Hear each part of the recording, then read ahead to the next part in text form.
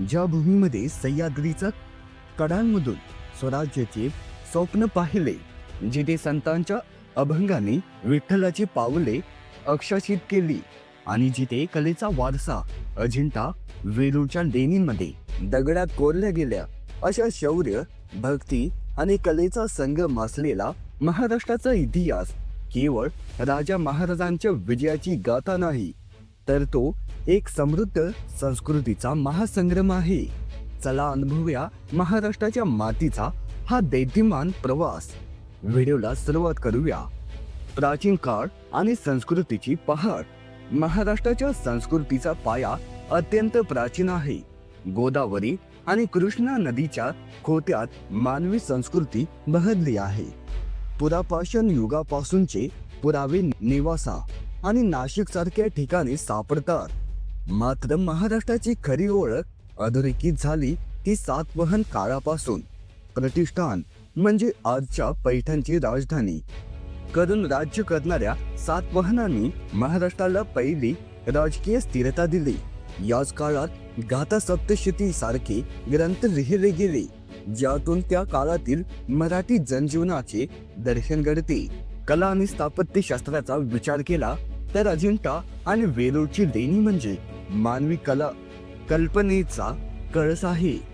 वाकाटक राजाच्या आश्रयाखाली अजिंठातील चित्रे आणि शिल्पे साकारली गेली. बुद्धांच्या जीवनातील प्रसंग आणि जातक कथांनी नटलेली ही लेणी आजही जगाला थक्क करतात.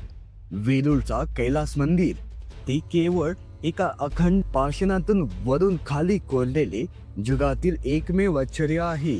हे शिल्पकाम म्हणजे महाराष्ट्राच्या तांत्रिक आणि कलात्मक कौशल्याचा जिवंत पुरावाच आहे. यादव काळ आणि मराठा भाषेची उदय. महाराष्ट्राचा सांस्कृतिक इतिहास देवगिरीच्या यादवांचा काळ सुवर्ण काळ मानला जातो. या काळात मराठी भाषा प्रशासनाची आणि साहित्याची भाषा बनली. हेमाडपंथी स्थापत्य शैलीची मंदिरे याच काळात उभारली गेली. परंतु या काळाने सर्वात मोठे योगदान म्हणजे मराठी साहित्याचा उदय. मुकुंद राजाचा विवेक सिंधू आणि ज्ञानेश्वर माऊलींची ज्ञानेश्वरी यांनी मराठी भाषेला अमृताशी पैजा जिंकली असे वैभव प्राप्त करून दिले. वयाच्या अवघ्या 21व्या वर्षी ज्ञानेश्वरांनी संस्कृतमधील ज्ञान सर्वसामान्यांसाठी प्रवृत्त मराठी भाषेत आणले आणि वारकरी संप्रदायाचा पाया रचला.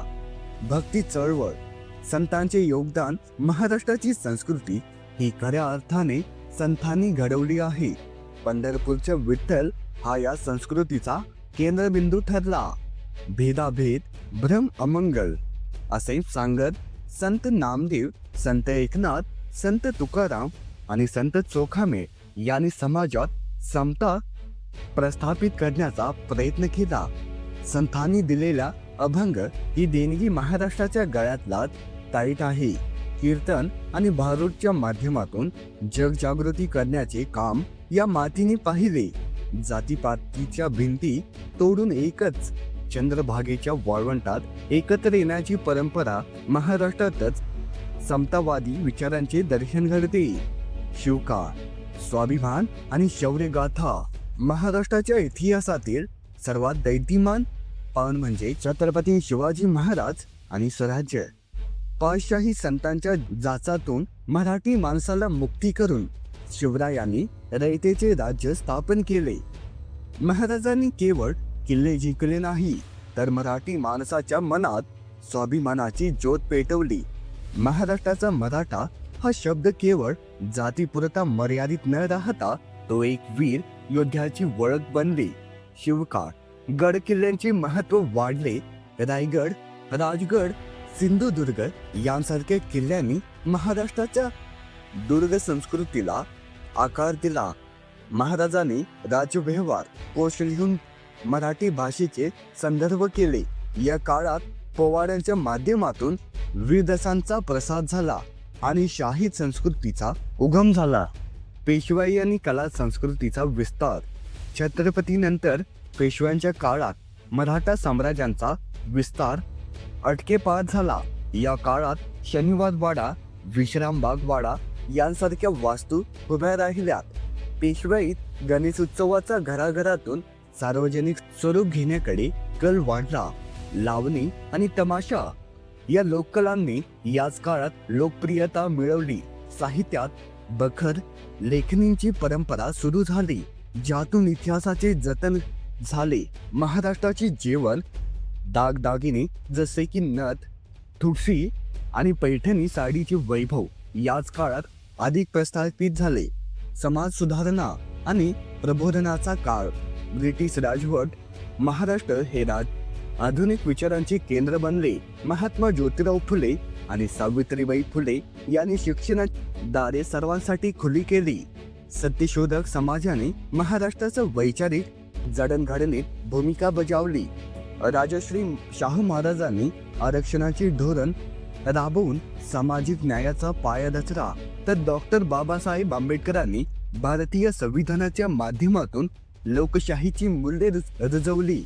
न्यायमूर्ती रानडे, लोकमान्य टिळक आणि गोपाळ गणेश आगरकर यांनी राजकीय आणि सामाजिक क्रांतीसाठी महाराष्ट्राच्या भूमीचा वापर केला. पुण्यात सार्वजनिक गणेशोत्सव आणि शिवजयंती उत्सवाची सुरुवात करून टिळकांनी लोकांना एकत्र आणले, जे आज जागतिक स्तरावर प्रसिद्ध आहे. लोककला आणि सण उत्सव. महाराष्ट्राची संस्कृती त्यांच्या लोककलांशिवाय अपूर्णच आहे. कोकणचा दशावतार, पश्चिम महाराष्ट्राची लावणी, मराठवाड्याची भारुटे आणि विदर्भाची खंडी गंमत ही महाराष्ट्राची सांस्कृतिक विविधता दर्शवतात. दिवाळीचा फराळ, होळीचा पुरणपोळीचा नैवेद्य, दसऱ्याची सोने लुटणे आणि आषाढी एकादशीची वारी हे केवळ सण नाहीत, तर ते महाराष्ट्राच्या समाज जीवनाचे अविभाज्य भाग आहेत. वारी ही जगातील सर्वात मोठी चालती बोलती लोकसंस्कृती मानली जाते. आधुनिक महाराष्ट्र आणि साहित्य. 1960 साली संयुक्त महाराष्ट्राची निर्मिती झाल्यानंतर महाराष्ट्राने उद्योग, शिक्षण आणि साहित्याचा मोठी प्रगती केली. पु ल देशपांडे, वि.वा. शिरवाडकर, ग. दी. माडगूळकर यांनी मराठी साहित्याला नवी उंची मिळवून दिली. मराठी रंगभूमी ही आजही देशातील सर्वात प्रलंब रंगभूमी मानली जाते. नटसम्राट यासारख्या नाटकांनी जागतिक कीर्ती मिळवली.